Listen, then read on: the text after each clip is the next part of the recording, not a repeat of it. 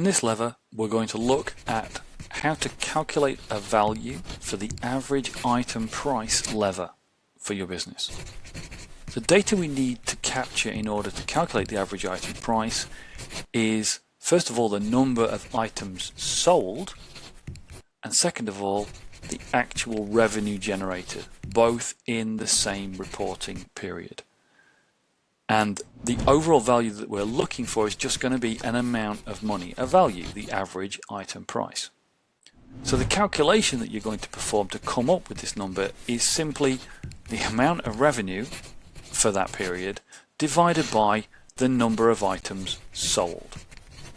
Now there is an extra detail here. It's worth noting. It is very, very, very important. The average item price is based upon the number of items sold in that period. It's not based upon the overall number of items in your catalog that might possibly be sold and all of their values added up and divided and things like that. It is the number of items sold in the period and the revenue generated by selling those items. And the revenue divided by the number of items is the value that we come up with. In this lesson, we're going to look at calculating a value for the average items per sale lever in your business. In order to calculate the average items per sale, we need two key pieces of data. The first is the number of items sold in the reporting period, and the second is the number of transactions or sales that were made. The overall result we're looking for is just a number to represent the ratio of average items per sale. And the calculation to get that number is to divide the number of items sold by the number of sales. In this lesson, we're going to look at calculating a value for the average transactions per customer lever in your business.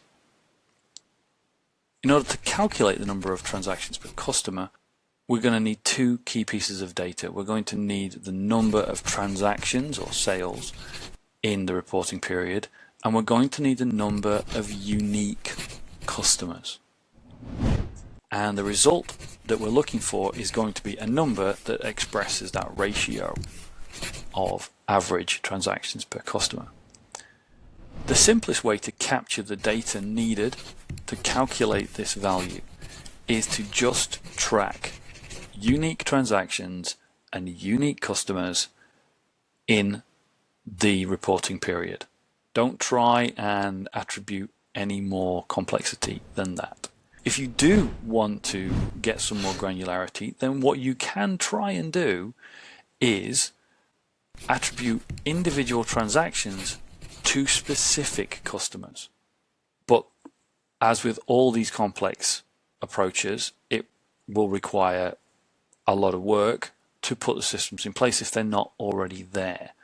So in your first pass, we recommend, as with all the other levers, that you stick to the simple approach of just tracking unique transactions and unique customers.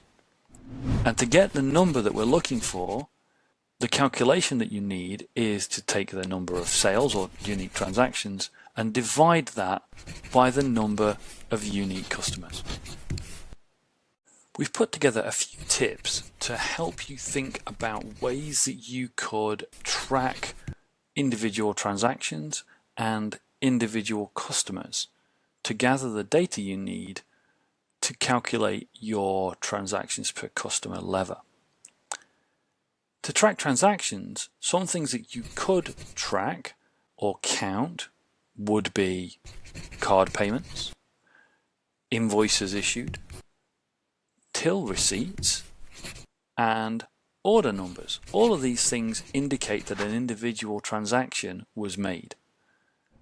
If you're looking for more specific ideas, you can always refer back to your clarify stage where you defined exactly what a transaction is. Whatever that thing is will lead you to whatever you need to track your transactions.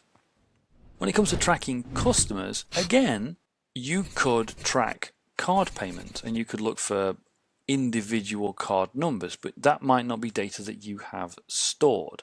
So what it might be possible for you to do is to identify customers that use some form of account with you. And if you don't have that system, the other thing you could do is use loyalty cards where those loyalty cards contain unique numbers.